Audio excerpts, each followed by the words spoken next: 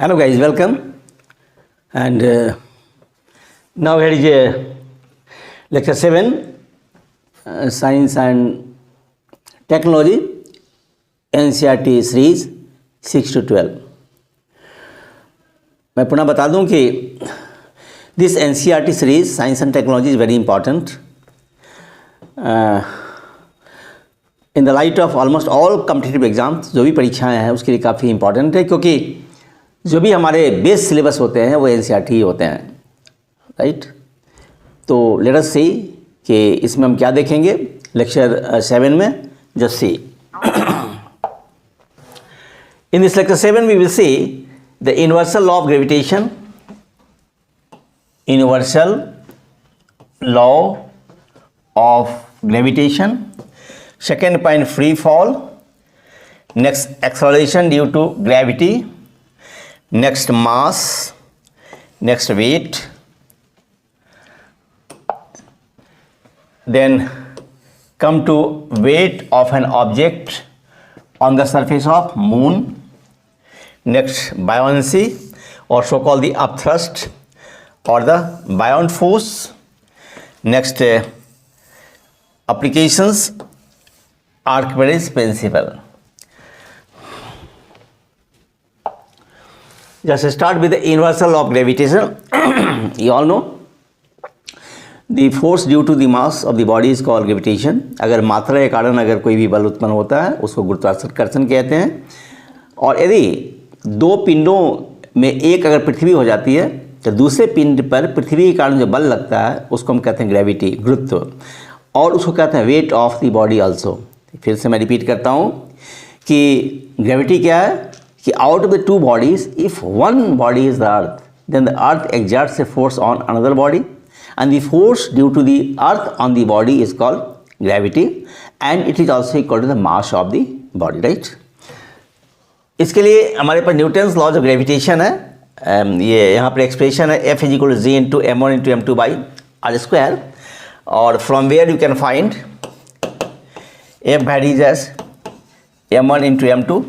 यहाँ पर what will happen, R is constant, right. F varies as 1 by r², here m1 m2 constants,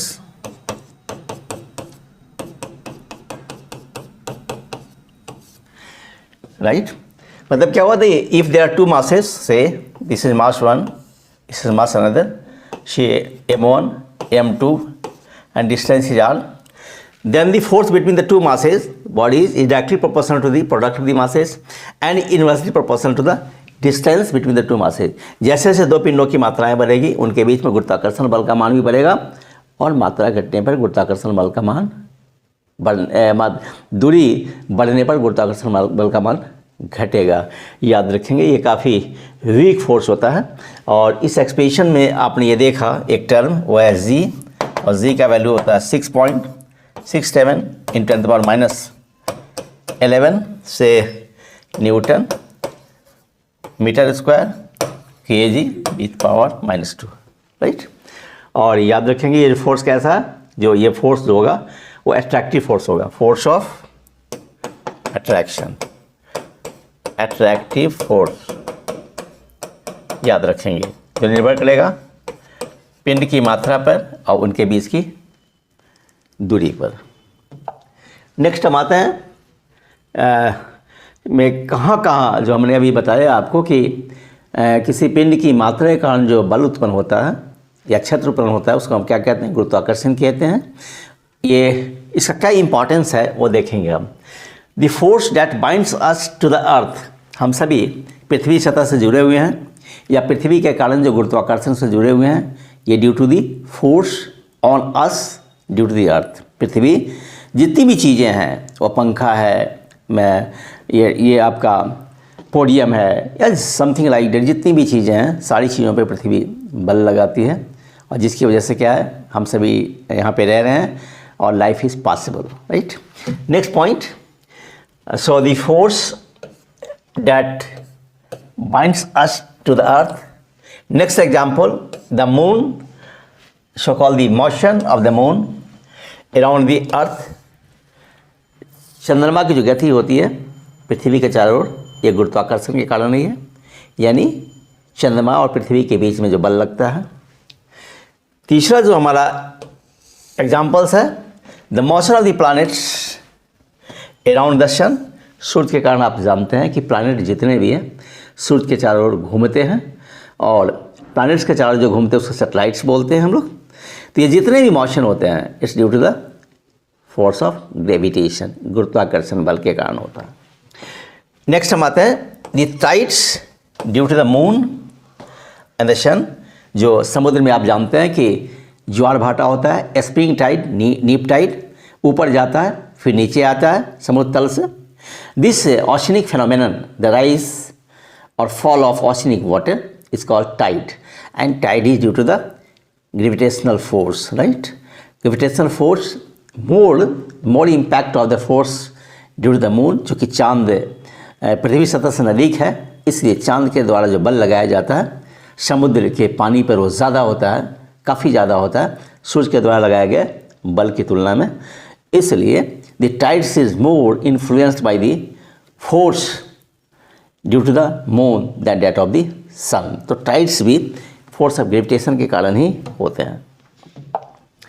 next हम आते हैं, there is a term to define free fall.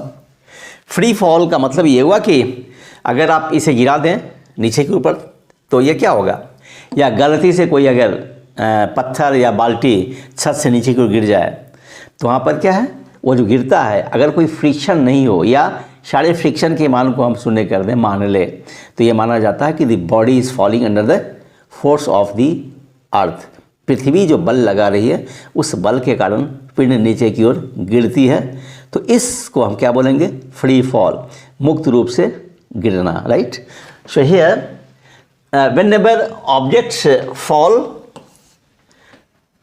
towards the earth under the gravity, gravity के अंदर जो कोई पिंड गिरता है नीचे की ओर उसको हम फ्री फॉल कहते हैं। क्यों कहते हैं, क्योंकि ये माना जाता है कि पृथ्वी के अलावा कोई भी बल उस पिंड पर नहीं लगता है, और जो बल होता है that is also called the weight, the force due to the earth, right, alone, अकेला, और इसको क्या बोलेंगे हम लोग, ओन वेट, भार भी बोलते हैं इसको। तो अगर कोई भी पिंड अपने भार के कारण नीचे की ओर गिरता है उसे क्या बोलेंगे, we call it as the free fall. Next हम आते हैं acceleration due to gravity. Acceleration due to gravity कहने से ये अर्थ होता है, जैसे मान लेते हैं कि यहाँ पे कोई पिंड है, ये बॉडी है ये, और नीचे की ओर गिरता है ये, राइट, और ये अर्थ है और ये अर्थ का सेंटर है, ये मान लिया जाए। तो नीचे की ओर जो गिरता है, और सपोज करते हैं कि इस पिंड की मात्रा m है और पृथ्वी की मात्रा m ही है जो पृथ्वी के केंद्र पर है, तो क्या होगा, ये जो पिंड जब गिरेगा नीचे की ओर, राइट, तो उसमें एक्सेलरेशन पैदा होगा। क्या पैदा होगा, एक्सेलरेशन पैदा होगा, और फोर्स का मान कितना हो जाएगा, F is equal to G into M e into m by are e plus h square हो जाएगा, जहाँ पर ये पृथ्वी की त्रिज्या हो जाएगी, this is the radius of the earth and this is the height through which the body is falling. Clear है ये। तो ये जो हमारा जब इस पिंड में पृथ्वी के बल के कारण जो त्वरण उत्पन्न होगा that is called acceleration due to gravity, गुरुत्वीय त्वरण, right. And on the surface of the earth, earth सतह पर इसका मान होता है g is equal to 9.8 metre पर सेकेंड, उसको याद रखेंगे आप, राइट, पृथ्वी सतह पर हुआ। लेकिन यही g का मान चेंज करेगा जो आगे हम देखेंगे, और g के लिए जो फॉर्मूला होता है this is g is equal to, see here, small g is equal to capital G into M E divided by are E square. यहाँ पर क्या है, g acceleration due to gravity है, M E mass of the earth है, पृथ्वी की मात्रा है, R E radius of the earth है, और g मैंने बताया था यूनिवर्सल ग्रेविटेशनल कांस्टेंट है, and its value is equal to 6.67 into 10⁻11 मैंने बताया था newton metre square kg with power -2। Next हम आते हैं मास। मास क्या है, कोई भी जो बॉडी है उसका जो मौलिक गुण होता है, बेसिक एंटिटी है, उसको मात्रा बोलते हैं. सो वी कॉल मास क्या है? Basic entity. और the something fundamental in science is called mass. और इसका डेफिनेशन हम क्या है? न्यूटन गति के पहले नियम से मानते हैं. और we call it as the mass is the measure of inertia. The first point, mass measures inertia, जड़ता को मापता है. Second point, just I told you, something fundamental in science.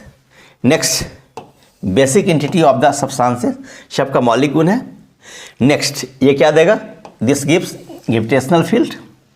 Next, finds reference in Newton's first law of motion, just I told you. Okay. Next, come to define the weight. Weight has the formula W is equal to m into g, right? तो क्या होगा? Wait निर्भर करेगा g पे. g change चल जाएगा तो wait भी आपका चेंज कर जाएगा. तो याद रखेंगे कि डिफरेंस क्या है? m एंड w में डिफरेंस ये है कि w क्या है? वेक्टर है, सदिश राशि है. m क्या है? अदिश राशि है. ये क्या है? m स्केलर मास है. ये W क्या वेट है? ये वेक्टर है, याद रखेंगे, सदिश राशि है. ये वैल्यू निर्भर करेगा, इसका वैल्यू निर्भर करेगा G पे, right. So next, so force due to gravity. ये जब ये चेंज करेगा, force due to gravity change करेगा तो क्या होगा? हमारा W भी चेंज कर जाएगा. और हम देखेंगे कैसे ये चेंज करेगा. चेंज इन W इसलिए चेंज करेगा कि G का मान चेंज करेगा. यहाँ भी एक्सप्रेशन आपका है कि if G changes W will also change. G का वैल्यू जो चेंज करेगा on 3 factors basically. One, altitude, जिसे हम बोलते हैं हाइट. नेक्स्ट क्या है? डेप्थ, जिसको कहते हैं गहराई. और तीसरा जो है जिसको हम कहते हैं latitude. Remember, so there are 3 factors that will make a change in the value of G acceleration due to gravity, right. Height, depth and latitude. मैं बता दूं कि जब हाइट बढ़ाओगे तो क्या होगा? हाइट बढ़ने पर G का मान घटता है. और पृथ्वी तल के नीचे भी जाओगे तो G का मान घटेगा, याद रखेंगे. फिर मैं बता दूं कि अगर लैटिट्यूड की यदि बात आती है तो क्या होगा कि लैटिट्यूड से भी G का मान बदलता है. तो यदि G का वैल्यू हाइट से यदि घट जाता है तो वेट भी घट जाएगा. और यही कारण है कि चांद पर जो किसी पिंड का वेट होता है, पृथ्वी पर के वेट का 1/6 होता है. The weight of any body on the surface of moon is 1/6 of the weight of the body, same body on the earth. उसी तरीके से अगर पृथ्वी के अंदर आप चले जाएंगे उस बॉडी को लेकर के, तो again the G will decrease and weight of the body will decrease, क्योंकि W is equal to m into G.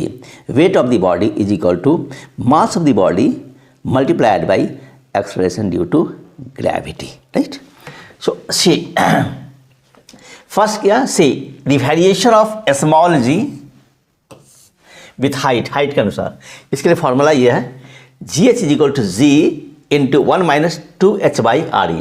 GH acceleration due to gravity at some height, G acceleration due to gravity E on the surface of the earth, H height from the surface of the earth और RE radius of the earth. Simple चीज़ है ये. यदि हम इसके ऐसा कर लें, नेक्स्ट शीट में देखता हूँ, अगर ओके इसको ऐसा हम कर सकते हैं. We call it as this way. Say the earth surface, right, और the centre of the earth with the mass me, and right, you take some body at this point or you take any point here.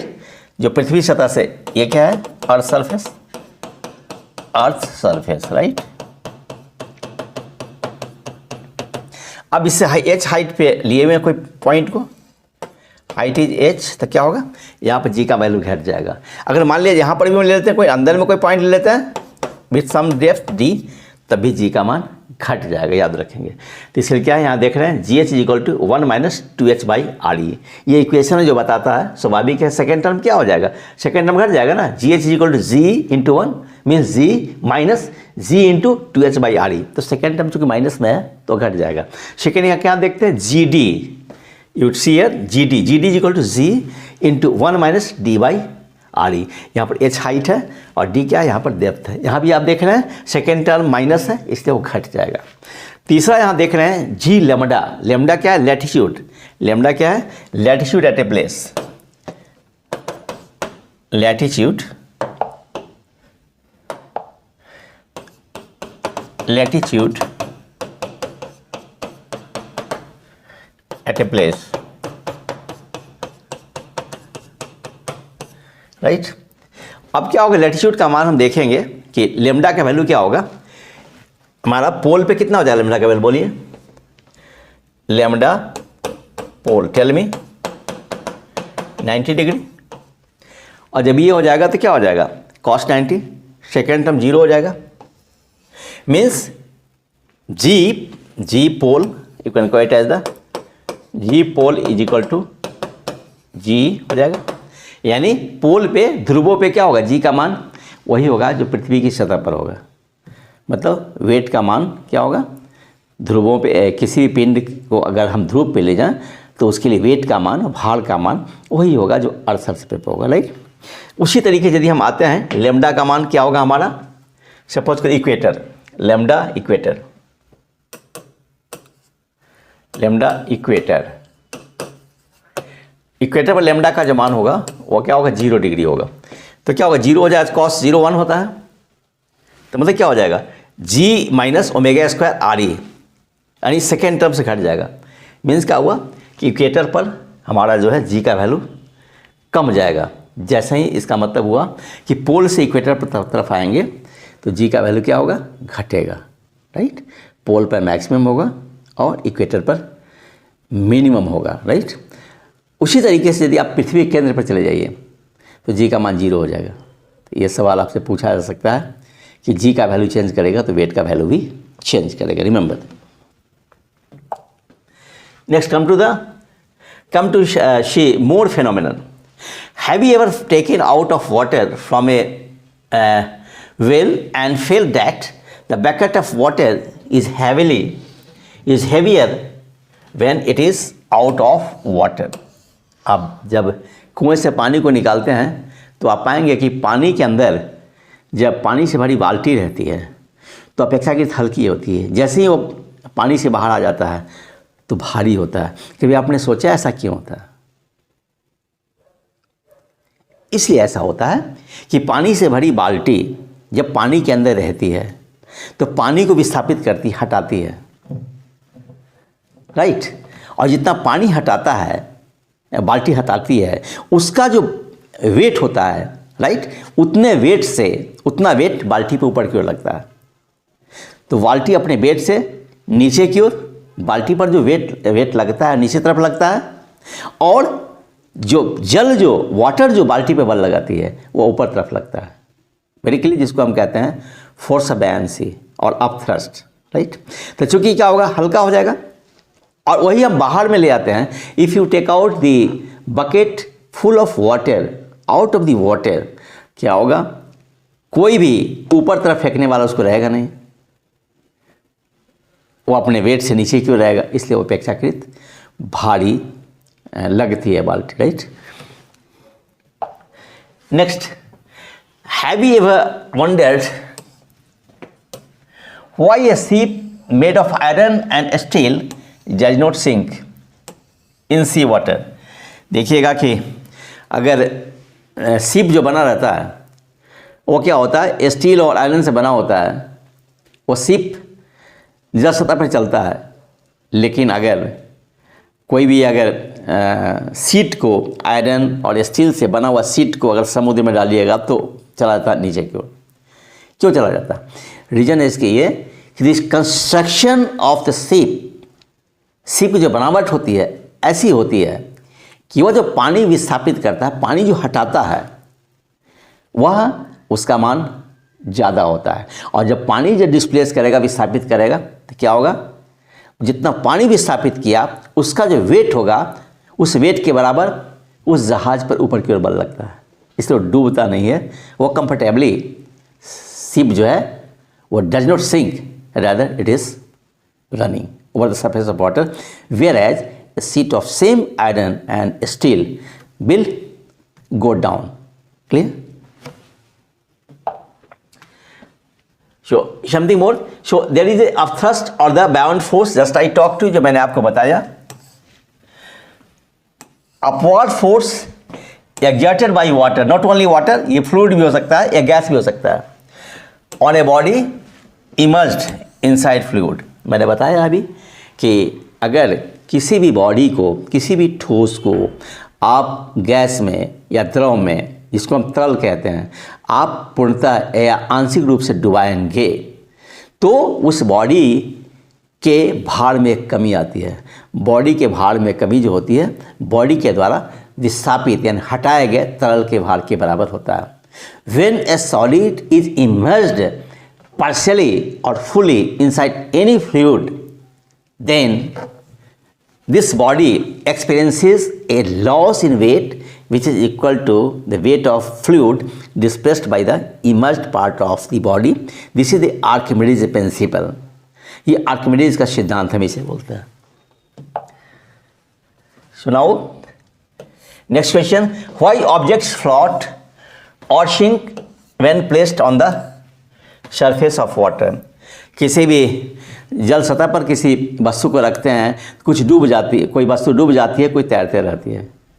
क्यों? It is same principle is there. Archimedes का सिद्धांत. वैसे तो density की बात भी होती है. यदि अगर घनत्व जिसका ज़्यादा होगा, अगर जल सतह पर रखते हैं, तो यदि उस बॉडी के पदार्थ का घनत्व पानी के घनत्व से ज़्यादा होगा तो भारी होगा तो डूब जाएगा, वो नीचे चला जाएगा.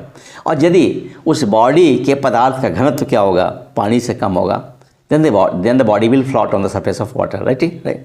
It all depends upon the density. At the same time जो मैंने आपको बताया कि वो कितना डूबा हुआ है और जितना डूबा हुआ जितना पानी विस्थापित करता है, यदि पानी विस्थापित किया उसका भार अगर पिंड के भार से यदि ज़्यादा होगा तो कभी नहीं डूबेगा और जल सतह पर वो तैरता रहेगा. This is called law of buoyancy.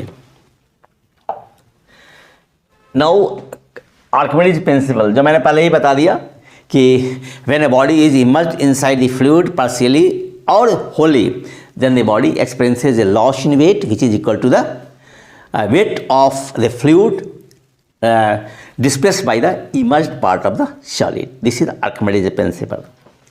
इसका क्या क्या फ़ायदा है, एप्लीकेशन जो है वो, जब आप शिप को बनाते हैं और सबमरीन्स को बनाते हैं, in the construction of ship और the submarines, this Archimedes principle is kept in mind. Second, in lactometer you all know to measure to know the purity of the milk. दूध की शुद्धता को जानने में लैक्टोमीटर का इस्तेमाल होता है. It is also based on the principle of Archimedes.